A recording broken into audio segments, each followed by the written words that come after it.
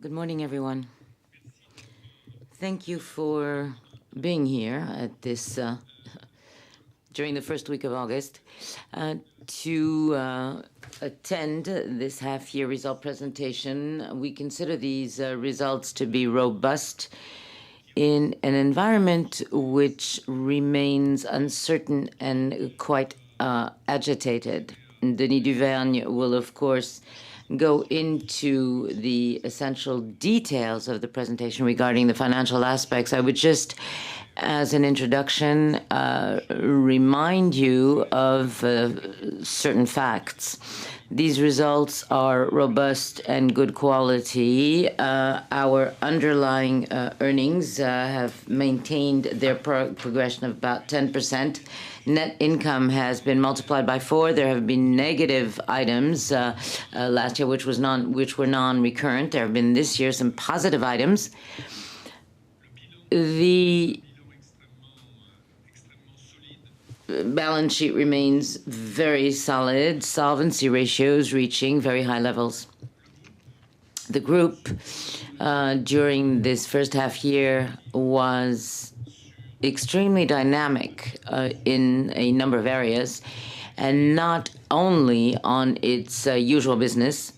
We undertook a number of significant operations, some of which already are translated in the accounts, and others whose impact will be translated into accounts during the second half year. We have divested from our minority interest in Australia and sold our Australian and New Zealand operations, which now allow us to perfectly focus on Asia, where we have strong growth markets with high margins.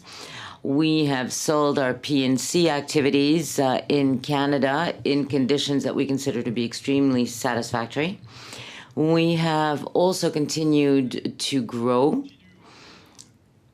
We are also in line with our AXA Ambition approach to work more on emerging markets. You can see that the impact here and emphasis are on direct sales, very, very strong impact. We're also here mixing products on mature markets. We continue to improve. We're privileging growth on markets where margins are high, and adversely, on markets where margins are not as high, results tend to be more constrained. Also, the productivity efforts associated with AXA Ambition are unfolding quite satisfactorily. The half year was impacted by favorable and less favorable elements, a little less impact from natural disasters of an exceptional nature impacting P&C than was the case last year. But on the other hand, the recent events in Japan and related tsunami have had, of course, an impact on our results in Japan. Nonetheless, we have further emphasized and pursued our efforts in these markets to be vigilant regarding the future, because the landscape and horizon are very uncertain for the moment.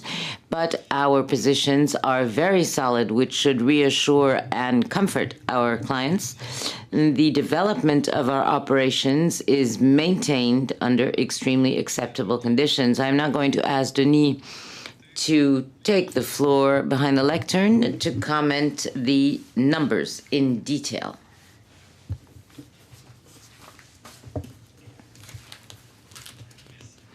Thank you, Henry. Good morning, everyone.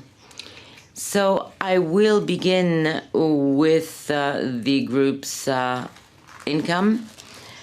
It has dropped by 3% to 47 billion euros, which is quite aligned with the announced strategy of being selective in mature markets. In life insurance, this is particularly visible, where we see a drop at minus 6.6%, slightly under 22 billion euros. We were particularly selective in France, Belgium, Germany, and Spain, and in particular as regards general funds, and I'll return to this later.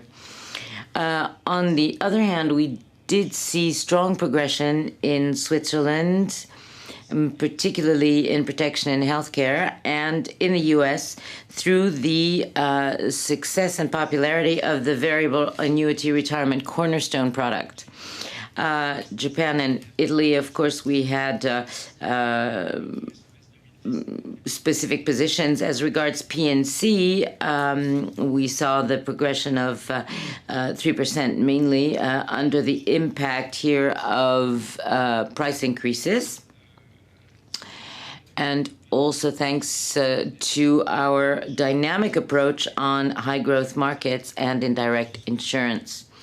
As regards asset management, we have a small growth of income at 3% for both of our asset managers. In the right-hand side of this chart, you see that we have very widespread geographies and widespread businesses. We have also separated direct insurance as a full-fledged area. We are present in this activity in 9 countries, and the segment has been identified as one that merits specific attention, and I will give that attention in a few minutes. As regards here, high growth markets, we have a growth of 11% in life and savings. P&C, a strong growth as well, 11%. And I would say that in direct, we have growth at 9%, slightly under our 12% medium-term guidance, because the Korean market was a little bit complicated last year, and this year, in view of a freeze on prices, we have been able to step away from that. Prices are now slightly increasing, so our income has dropped a little bit, but the situation is turning around.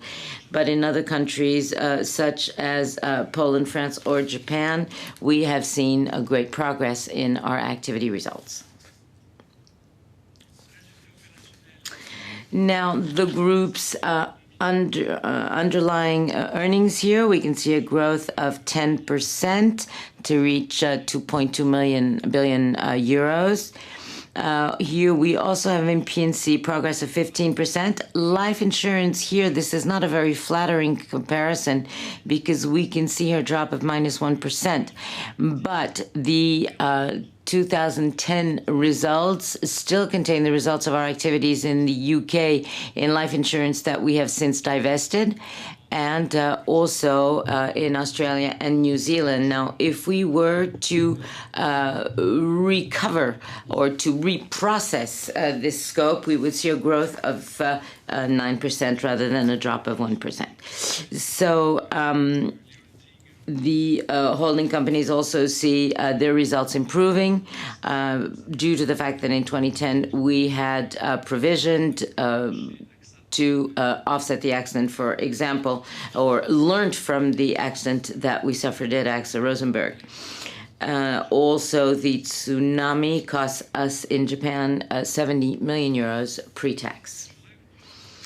I'd also like us to take a look at these underlying earnings from a different angle. Here we have tried to show that P&C, protection and health, represents 72% of the group's results, while savings and asset management represent 28%. What does this signify? This means that 72% of our appeal is quite insensitive to market fluctuations, whereas we have a lower percentage that is in fact very sensitive to these fluctuations. I think it is important to underscore this because today we do have a very solid platform which for which over 2/3 of its activities do not depend on market fluctuations. Now, the adjusted earnings have made 7% growth. And thanks, of course, to the underlying earnings at plus 10%, but also because of a very high level of capital gains offset by a rise in depreciation, particularly as regards 92 million on our Greek bonds. Of course, the net income is multiplied by 4, reaching 4 million euros. And of course, here we have a little growth. We've also here have exceptional capital gains on the divestment of our interest in Taikang Life and in our activities in Australia and New Zealand. Now we will go into more detail regarding each of our business segments, beginning with life and savings. We are still number 1 worldwide with over 40 million clients, very large and widespread geographies, very balanced business mix between unit-linked, variable products, and of course general funds and savings and in protection and healthcare. And also we depend on a very proprietary distribution network. During the first half year, we've been very selective in our processing of new business. You can see this slightly overloaded graph here, representing here vertically margin and horizontally growth. There are 2 areas which have undergone strong development, protection and healthcare, where margin is at 47% and sales growth at plus 14%, and variable annuity products at margin 7% and sales growth plus 15%, 1.5. We have also had a drop in sales of 1% for unit-linked products, and we have a very contrasted image here with sales progressing in France, but which have dropped in other countries, and we have a margin of 24%. And then finally, the general fund for savings, we have a margin of 2%, and we are going to drop a new business growth by 26%. Globally, all of our new business have dropped by -1%, and margin on new business, in other words, APE has dropped by -1%, and margin on new business has grown by 3 points. So, as I said earlier on, here we can see the underlying earnings, -1%. Of course, this covers the scope effect, a negative scope effect associated with the sales of part of our activities in the UK, impact of the earthquake in Japan. Unit-linked products have seen high growth, and also we can see a hike in the general fund for savings due to the increase in our assets. Now, as regards P&C, which is another field that has done better than during the first half year, we are number 3 worldwide with over 55 million clients. And we are more and more a very significant P&C player in emerging markets as well. We are also a more and more significant direct insurance company. We have here had an increase in our income, P&C income at plus 2.7%. For individual lines, 3.7%, with an average hike in prices of 4.4%. Increase of volumes more than offset by the reduction in insured amounts. We've also made progress in corporates, 1.1% only. Here again, the hike in prices is at plus 2.1%, but we have let a certain number of contracts go. As regards individual lines, we have brought in nearly 800,000 new clients in mature markets, particularly in Spain, in Germany, as a matter of fact, as well as in direct insurance or on emerging markets as well. For corporates, we've seen a drop in the preceding half years, and here we are facing growth. Combined ratio is, as you know, the ratio between overheads and cost of claims over the contributions paid in. It's at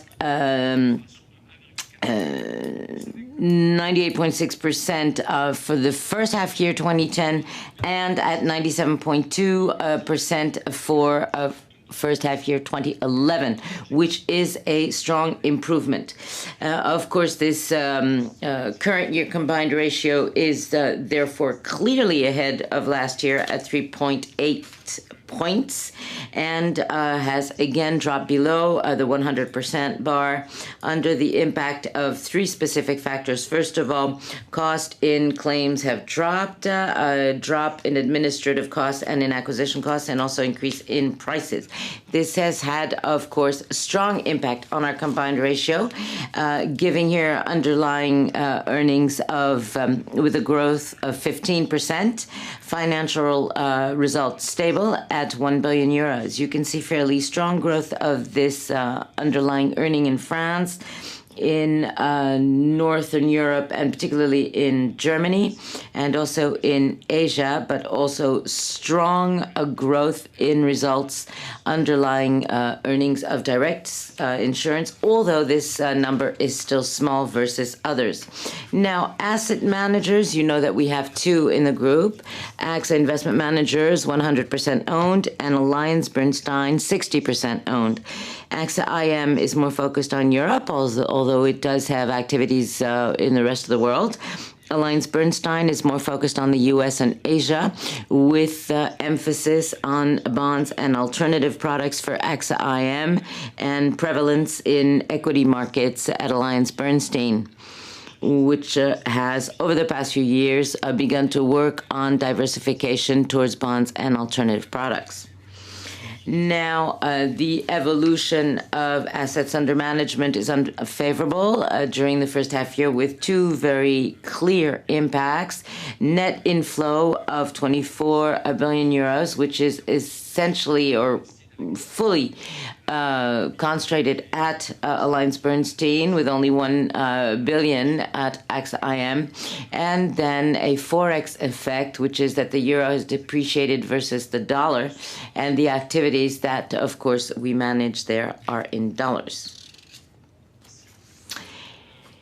If we now look at this drop in inflow in greater detail, we see that at AXA IM, we have a drop at AXA Rosenberg at 3 billion euros. We can believe that this is the last spasm of this drop in inflow at AXA Rosenberg, because, as you know, we had an IT issue which has given rise to an agreement with the US SEC and compensation indemnities for our clients that we announced at the beginning of this year. And, of course, there was here a negative inflow because clients had just remained to see how much they would be paid as indemnity. And, in fact, we have a more strongly positive inflow in other fields of expertise, particularly at AXA Lincoln and also private equity of AXA Private Equity. At AllianceBernstein, we have a net drop in inflow of approximately $34 billion, and we have gradual growth in bonds and alternatives. As I've said, AllianceBernstein is growing in other areas. The subject today is to see at which pace this new inflow will be able to offset the drop in inflow that we have seen in the past. That may still last over the next half years, because we are on the defined benefits market in the US. So this, of course, is a market segment which is suffering from a drop in growth. And so, of course, this has an impact on AllianceBernstein as well. But we can believe that the relative performance after the very bad performance of 2008 will help us return to a more favorable position. Assets under management have remained stable, and the income has upped by 3%. Particularly at AXA IM, but also at AllianceBernstein, in view of the growth in distribution commissions and performance commissions as well at AXA IM. Now, totally, we have a progress of 6% in the underlying earnings in this area. We can see AXA Investment Managers with plus 25%, whereas AllianceBernstein is minus 15% due to the increase in distribution costs, essentially. Now, a few words on our first half balance sheet. You can see it remains extremely robust. So here our shareholders' equity has dropped slightly, which are essentially the reflection of the payout of the 2010 dividend, also the impact of exchange fluctuations, and we can also we have here a strong position with the goodwill of 1.5 billion for a company under our management. However, solvency has grown by 4 points to reach 186%. Our internal economic capital model is currently being reassessed for Solvency II, has progressed 6 points to reach 184%. And finally, our debt gearing remains stable at 28%. It could be reduced to 26% if we took into account the divestment of our Canadian operations. You know that this was launched May 31st of this year, and after collection of the regulatory information, the divestment should actually be completed in the last quarter of this year. So our balance is growing in solidity and robustness in the midst of the surrounding financial contexts. Now, if we look at our general fund, we can see that our asset allocation hasn't really changed. Of course, the bonds represent above 80% of the whole. Also here we see that it is spread between cash and rated share, real estate, alternative investments with strong scope effects, particularly the fact that we have announced the divestments of our Canadian operations. This, of course, placed them in a discontinued segment, which, of course, is not in this chart. We have a positive inflow of 2 billion in life insurance and positive as well in P&C. And we have unfavorable forex effects due to the fact that the position of the euro impacts the dollar and the yen. I am sure that you are interested in hearing about our degree of exposure to the sovereign bonds of the countries that are peripheral to the eurozone. On the left-hand side, you see here in all exposure of 7% of the general fund if we cover Italy, Spain, Portugal, Ireland, and Greece, and net exposure, which is a little above 11 billion euros. Assets in these countries and all of our bonds are expressed in market value terms. End of June, we have had bonds-related unrealized capital gains of 2.6 billion euros, 3.3 in countries where there have been realized gains, such as Germany, France, U.S., Japan, and negative in other peripheral countries. If, we, as I have said, have here provisioned 96 billion euros for maturity dates regarding the Greek debts.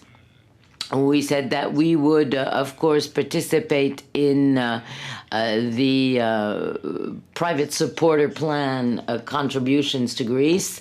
And we have also decided to put all of our Greek debts preceding 2020 as market value on our balance sheet,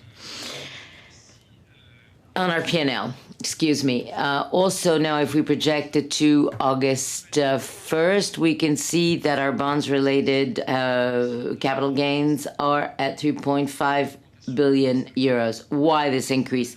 Well, because the drop in the value of the obligations of the countries that are peripheral to the Eurozone, which are looking around 1.3%. These countries are considered to be amongst the most solid, such as France, Germany, and so on, where we can see strongest position due to a drop in rates.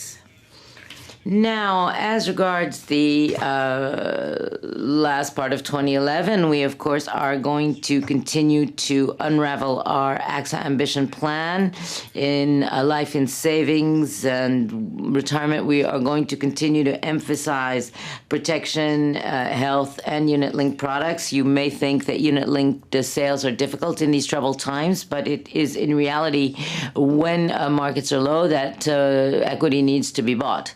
So we are going to continue pushing in this direction. We're going to also pursue our efficiency efforts to maintain stable levels of overheads, and we were successful during the first half year in this area because our expense ratio in P&C has dropped by 0.8 points.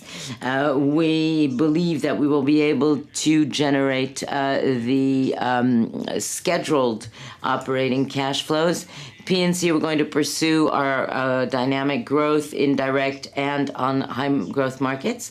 We intend to fully maintain our current year combined ratio under 100%. And finally, in asset management, efforts need to be pursued to improve the investment performance, which is already wonderful at AXA IM, and we will pursue the improvement efforts for Alliance Bernstein. Thank you very much for your attention, and I will now return the floor to Henry de Cast for his conclusion.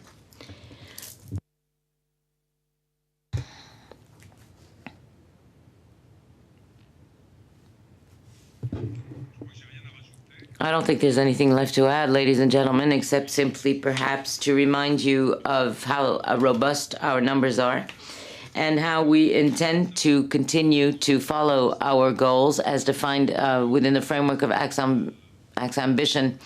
To answer your questions, Denis Duverne, François Pierson, and myself.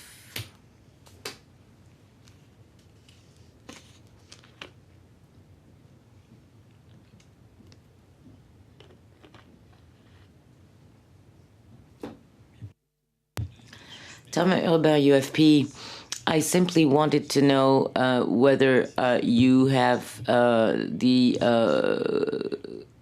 gross situation for Greece pre-tax, and to see as well what impact this could have later on. And regarding the choice amongst the four options that were submitted by the IEF, do you have here, have you made a choice? Well, while Denis is looking for the growth and BP, I will give you a response regarding the choice. The option we chose, which is market-to-market over maturity date deadlines prior to 2020, is a choice that is fully aligned with the plan that we chose, and this gives us the possibility of choosing between the different Forex possibilities.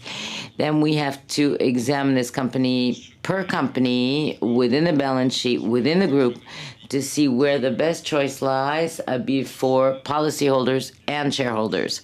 So these may differ. So, of course, this will be a function of economic and commercial interests involved. And I think that we took the most conservative position, which gave us the largest possible room for maneuver when the choice will have to be made. Now, as regards Greece, provision prior pre-tax and participation is 224 million euros. You would find this information on page 41 of our investors presentation. As regards PPE, this is to totally 5 billion group-wide, and it is a point of detail for us, actually. Any other questions? Yes.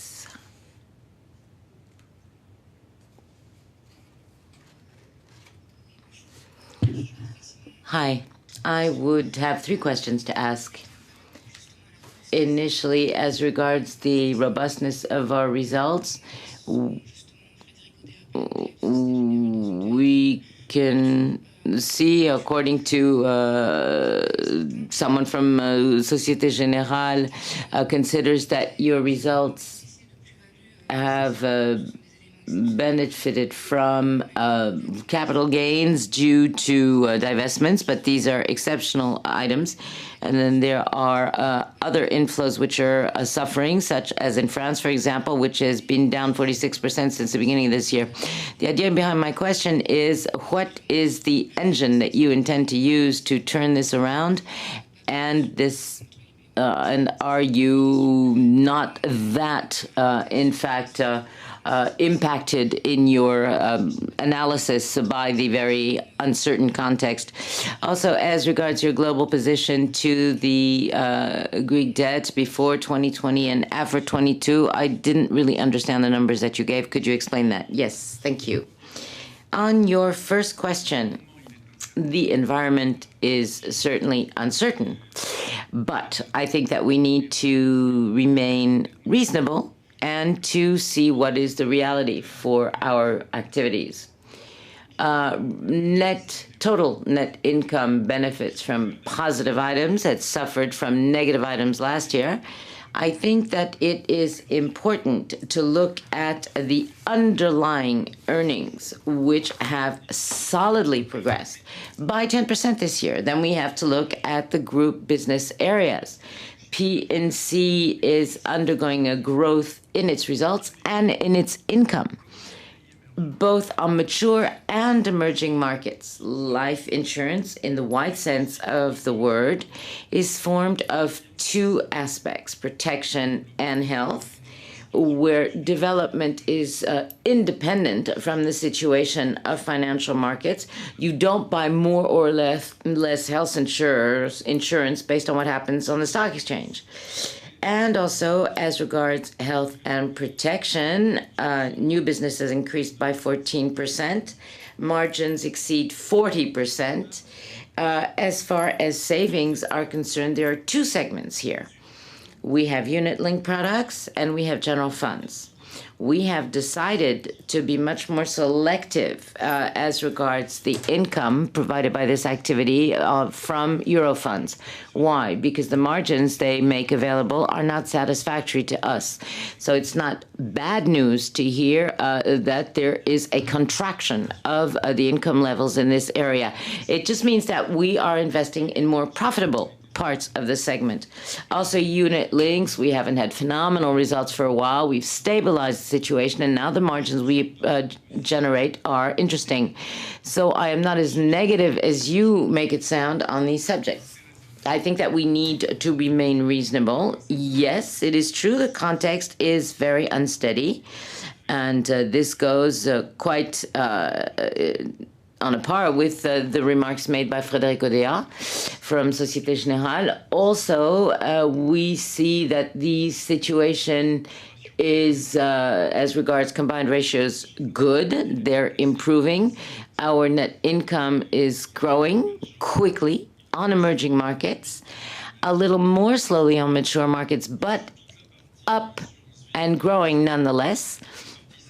And protection and health is continuing to undergo strong growth. All of our activities on emerging markets are also undergoing strong growth. The point where we are perhaps more selective as regards income are the general funds, and this is not such a bad position.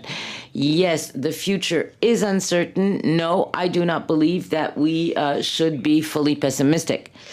Now, as far as Greece is concerned, just to give you additional information and to here establish a difference of before 2020 and after 2020.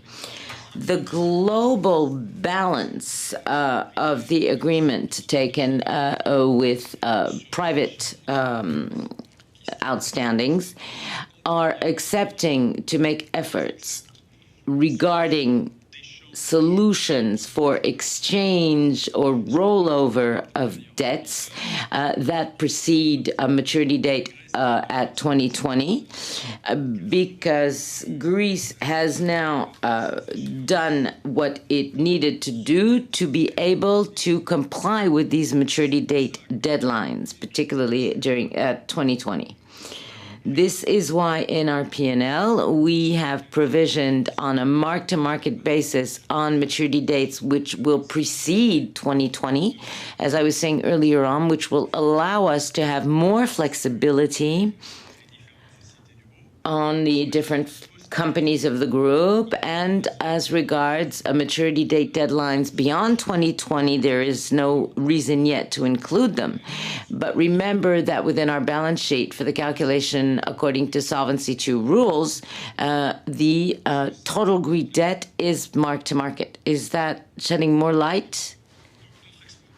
What's the amount, was the question. Well, we express our exposure two ways.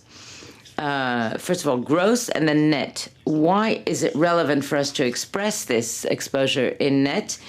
Because the large share of our exposure is in life general funds, along with other assets that are in a realized capital gain status, while others are in non-realized capital gain status. Gross is around 1.5 billion. And 160 million prior to 2020, and the rest after 2010. Net exposure around 300 million. There's a question around here as well, I think, on this side of the room.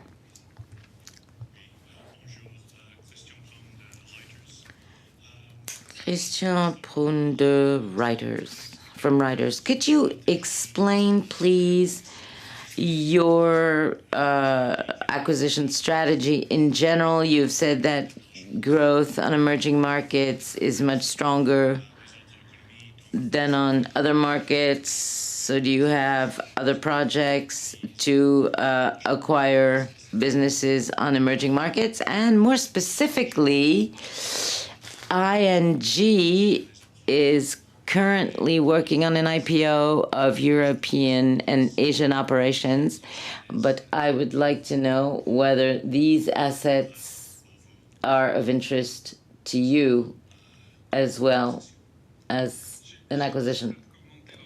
I have no comment to make on any specific operations. I can always remind you of our guidelines. There are three activities in the group. We have P&C, we have life savings health, and life savings retirement and asset management. Now, these are activities that we want to grow, being more selective in mature markets, where the main goal is not to acquire complementary capacities, but to increase margins.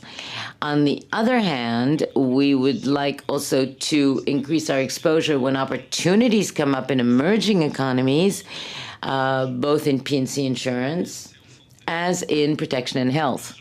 So emerging markets are not limited to Asia. We have just, for example, undertaken an operation in Turkey, where we are the first P&C insurer on the Turkish market. Within the framework of the Dexia restructuring plan, we have just taken over the manufacture of the P&C product division that Dexia distributes through its networks. Now, P&C, health protection, and then savings with or without life insurance. We have three main activities, and we want to be stronger in mature countries and increase our positions in emerging markets on these three segments. Any other questions? Laura Faure, La Tribune, as regards life insurance savings. What do you mean by being more efficient as regards what you intend to do?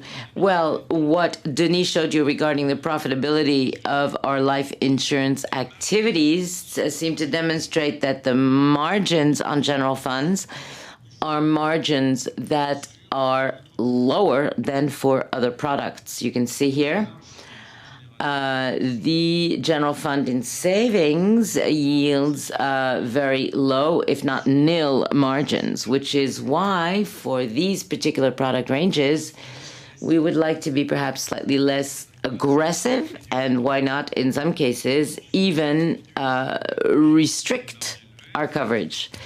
And where, while on markets with high margin levels, we are changing our approach. And if you can see on this graph, this is what we have partially begun to do.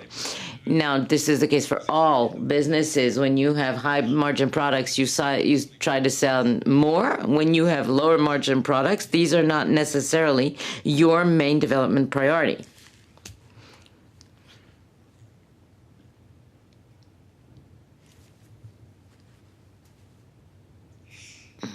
Yes. Laurent Thévenin, Les Échos. In life, in P&C, excuse me, should we expect a hike in tariffs for individual lines and corporates? François, would you like to give an answer here? Who is the head of P&C for the group?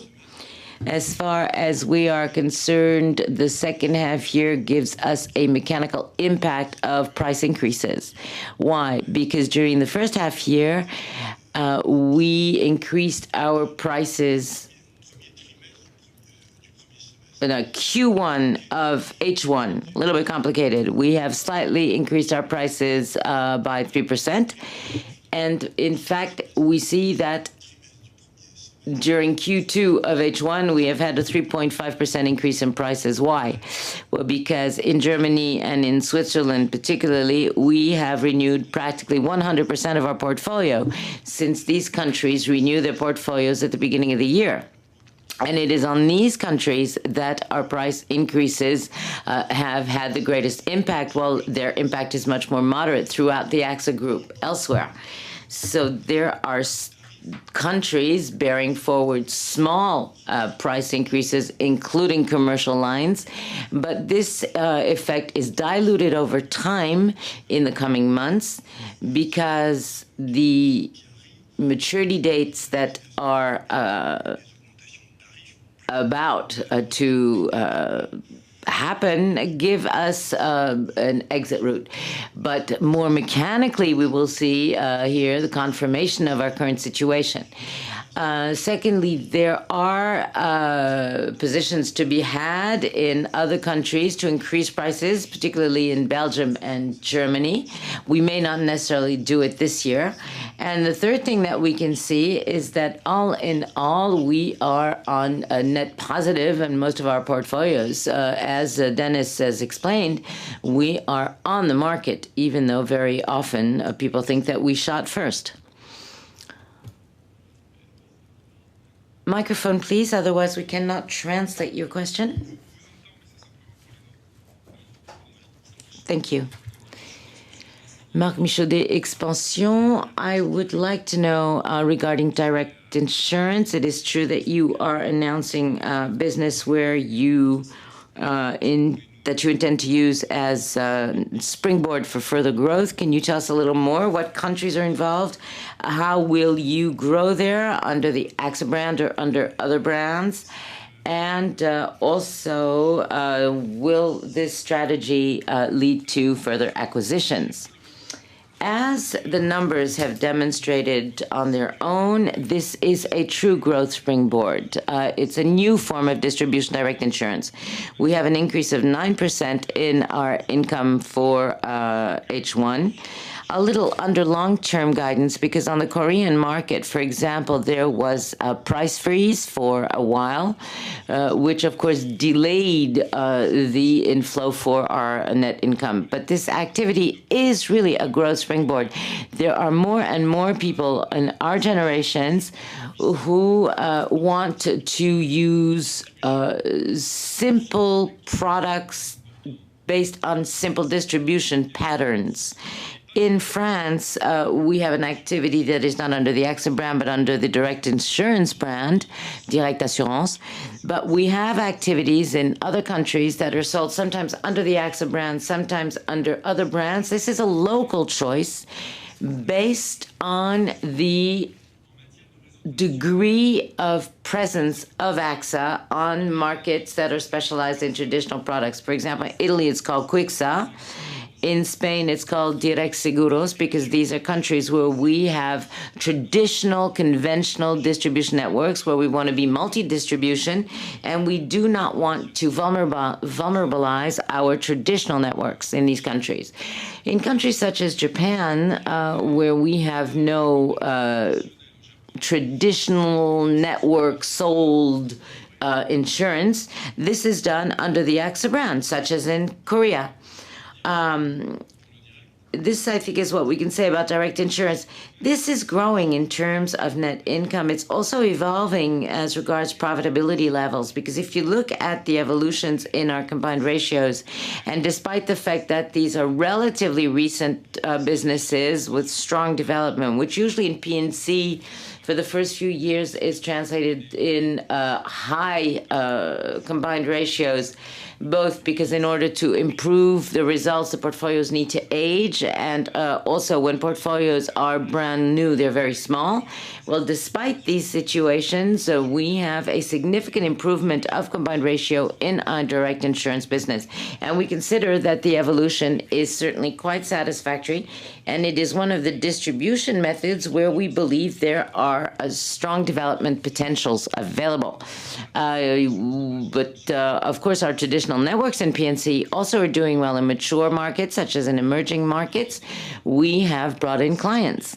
If you look at Turkey, for example, which is one where we essentially have traditional networks, we have brought in several hundred thousand clients. So what is important is to allow traditional and new distribution networks to live together. Sorry, no microphone. Cannot translate.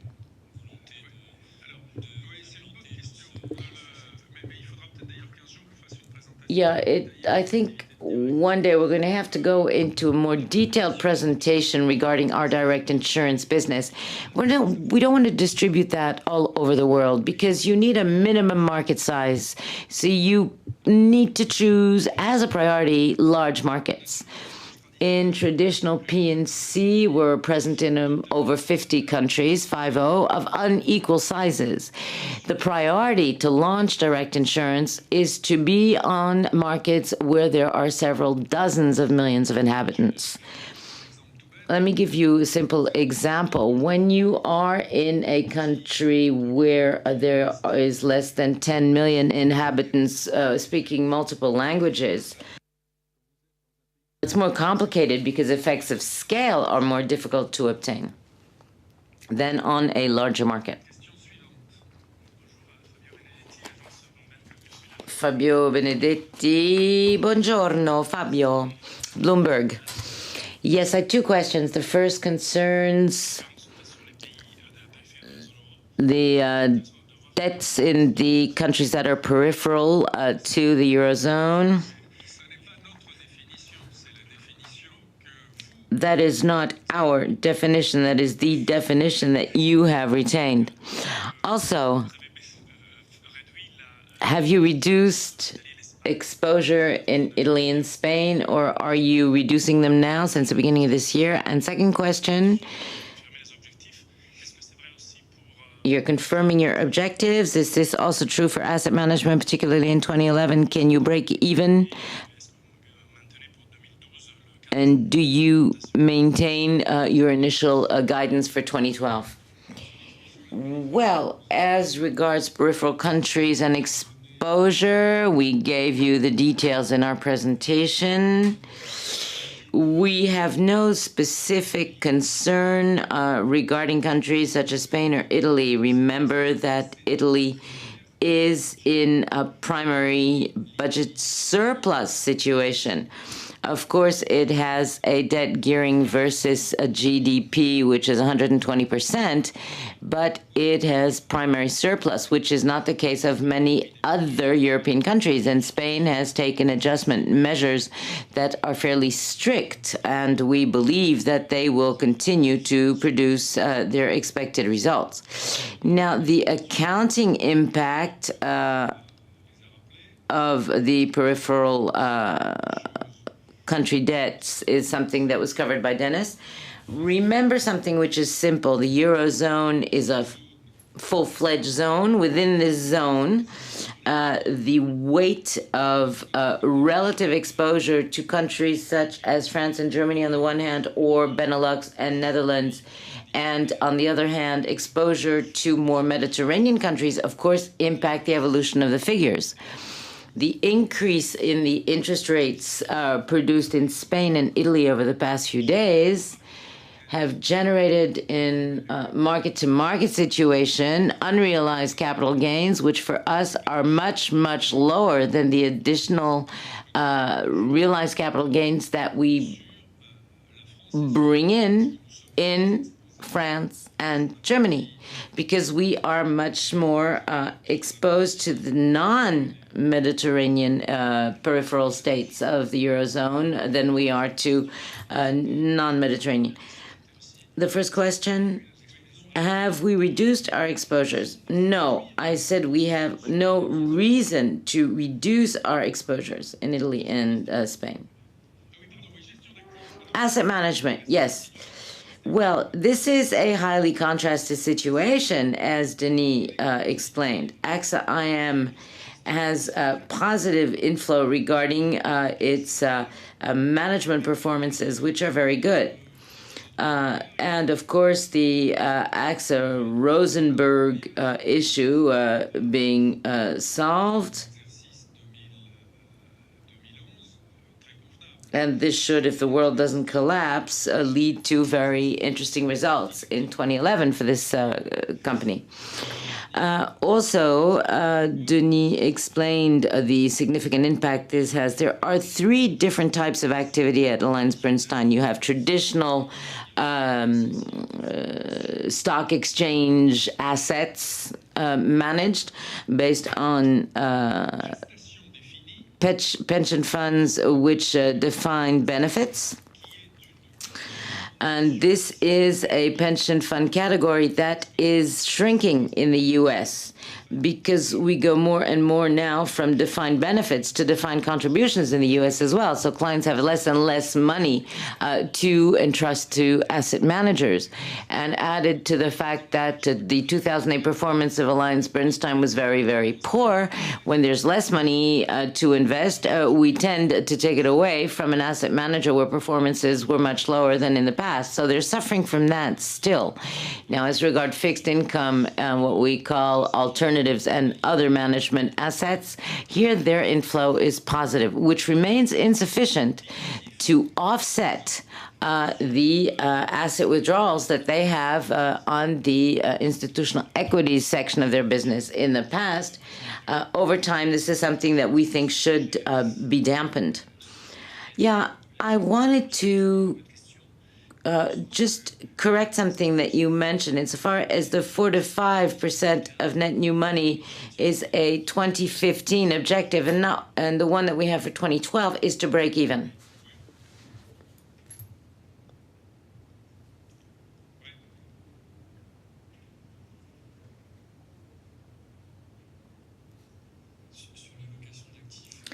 As regards asset allocation, you mentioned a few weeks ago, I think,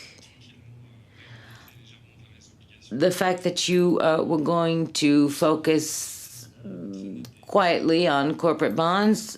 We can see here a slowdown in Bund and OAT results. Are you going to therefore focus on corporates, which could then slightly change the allocation of your assets? Yes, indeed. We are refocusing on corporates because we consider that corporate risks, particularly in the Eurozone, are currently of very high quality. This being said, during H1, we had 2 million euros of positive cash flow in the general account, so this isn't going to be anything spectacular between now and the end of this year.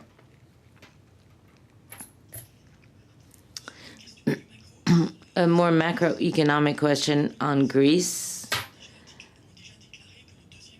Many economists have said that the second plan to save Greece will be insufficient, and I would like to know what is the position of your own economists and what is your own opinion. You know, many economists have made many mistakes on many, many things for the past 4 or 5 years. So we consider that the plan that was announced last week is a step in the right direction, both through the extension of European mechanisms, which are planned for within the plan, which are fundamental stages, the fact that private debt holders have accepted to make necessary efforts, and that the Greek authorities have also promised to make very significant efforts.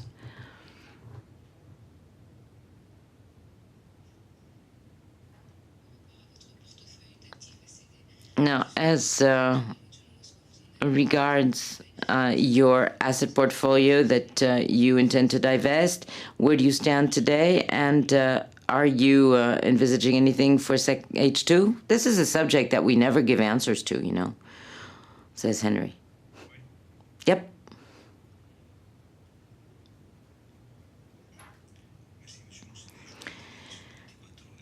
24 ore, Mr. Musani. I am wondering, funding of dependency, because of course you have contacts with public authorities on this subject. Where do we stand today regarding the governmental work on this subject? Thank you for this question on a subject that is particularly dear to our hearts.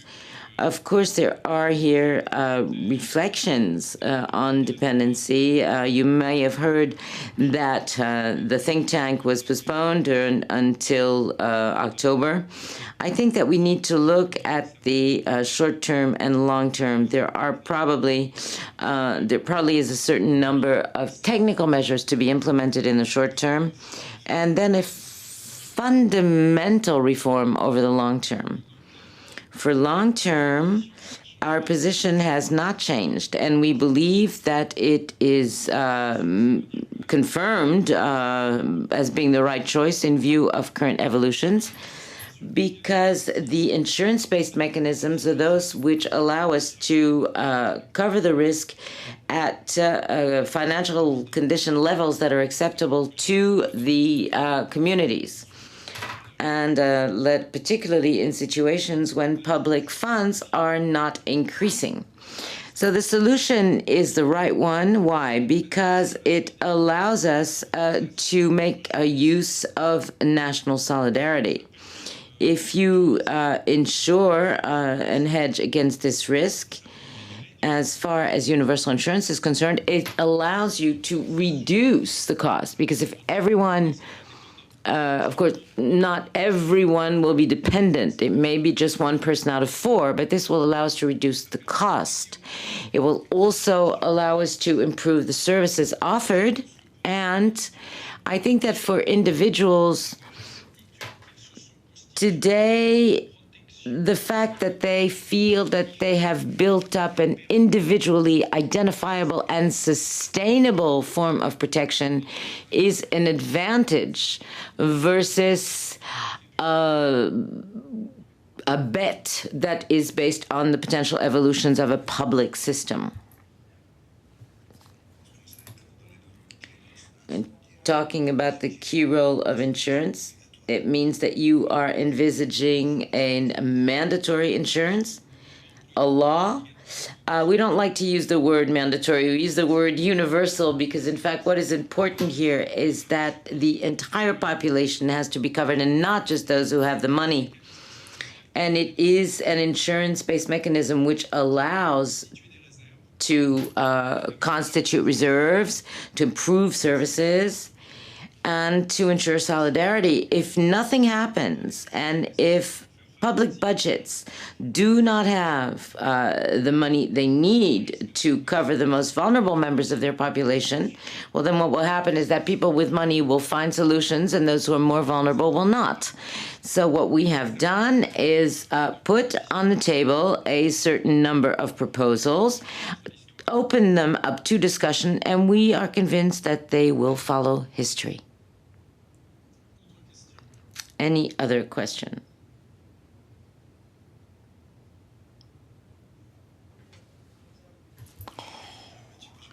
Mathieu Bergerti, Journal du Dimanche.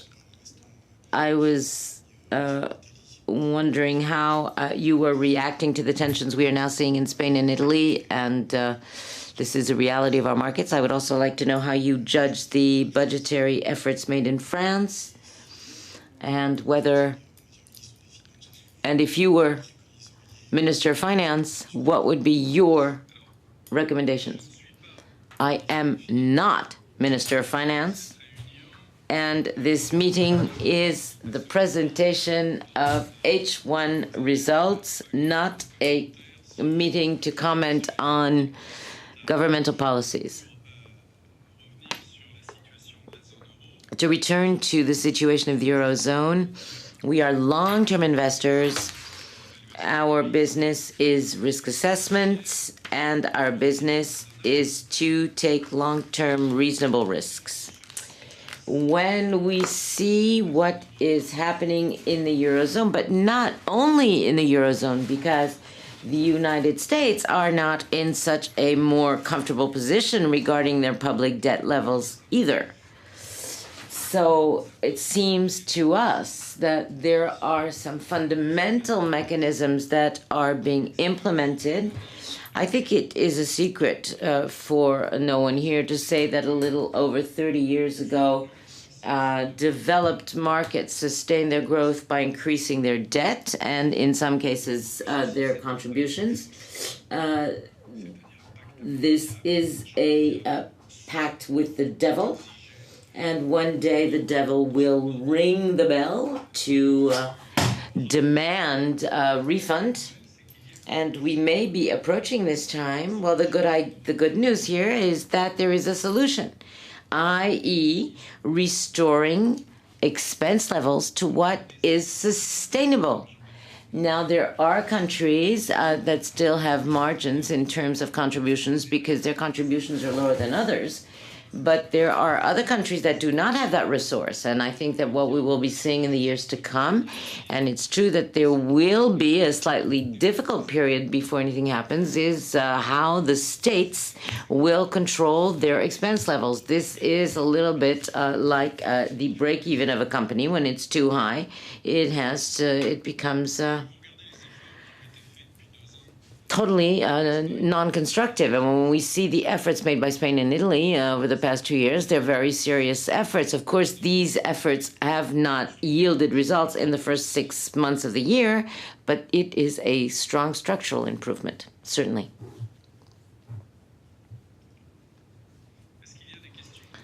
Do we have any questions on the phone? We have a question. Will your strategy does your strategy mean that you will never acquire anything on mature markets? Absolutely not. It would be totally caricatural to think that. There are market segments that are growing on mature markets. If you're looking at direct insurance, it's growing in mature markets. Asset management as well in some areas. So I think that we need to be a little more nuanced in our approach. If we make acquisitions, it is quite probable that most of these will be done in emerging markets, but it doesn't mean that we will make no acquisitions at all on mature markets. We'll just be very selective. Any other question? No further questions. Thank you all. And for those of you who are taking holidays, enjoy them.